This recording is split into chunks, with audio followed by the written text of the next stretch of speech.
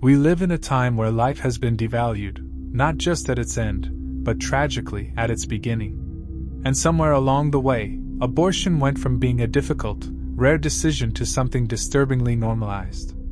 We've created a culture where responsibility has taken a back seat to convenience, and nowhere is that more obvious than in the role Planned Parenthood plays in this system.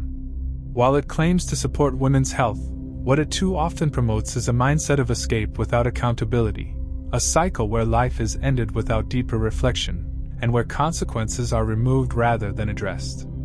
Let me be clear, I am not against all abortions.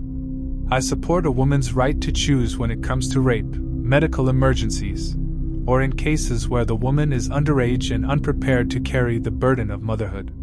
These are heartbreaking situations that deserve compassion, understanding, and support, not judgment. But that's a very different conversation than the one we're having in this country today. What we're seeing is abortion used as a fallback, as a routine option, rather than a last resort. That is not empowerment, that is a tragedy of values. By continuing to fund and protect organizations like Planned Parenthood that profit from this mentality, we are telling future generations that life is negotiable, that responsibility is optional, and that actions have no consequence. That's not progress, that's moral collapse. What we need is a new kind of movement.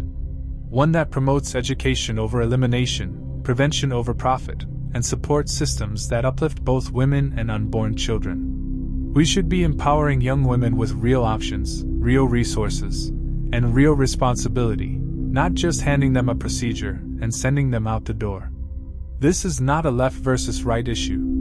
This is a human issue. It's about finding the balance between compassion and accountability. We can care for victims, support women, and still stand for the sanctity of life. We can believe in freedom without turning our backs on responsibility. It's time we demand more from our leaders, more from our institutions, and more from ourselves. Life deserves respect, and so do the women carrying it.